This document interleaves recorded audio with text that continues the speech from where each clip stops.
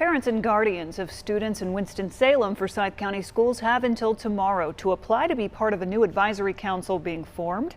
The Parent and Guardian Advisory Council will meet with Superintendent Tricia McManus quarterly beginning the week of May 15th. WXII spoke to McManus about what she's hoping this new advisory council will accomplish.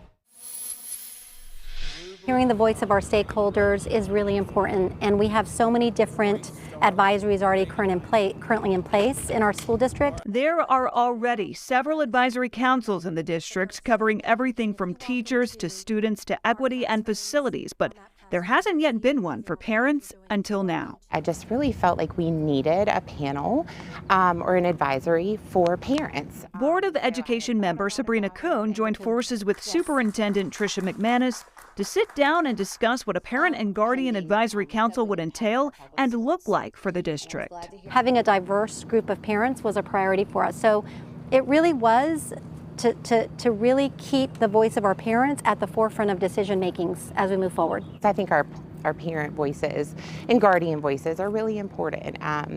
Oftentimes I think folks have questions and concerns and they don't feel like they have a two-way way to communicate. So yes, I'm happy to address that question. And yes, there was an article. We said 50 because that just seemed like a manageable number, but remember, our goal is to have a representative voice of all parts of our community, racially diverse,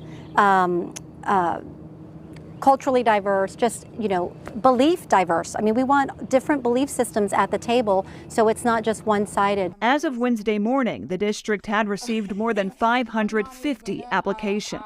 We've got parents that want to be part of the solution, that want to be proactive, that want to be part of decision making, and that really want us to be the best district that we can be. And so I'm not surprised by the 550. I think by the end of it, we'll probably have 1,000. We'll keep you posted. And even if you are not chosen, everyone who applies will have an opportunity to attend special town halls to provide any feedback, garner support, and suggest any changes moving forward. Parents having voice is a critical part of decision making for our school district, and not only them, but their students. And we're doing a lot to increase student voice within our district and within our schools.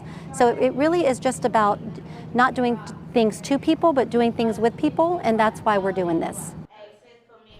And parents and guardians have until tomorrow to apply. You can find a link to do that in this story on our website, WXII12.com.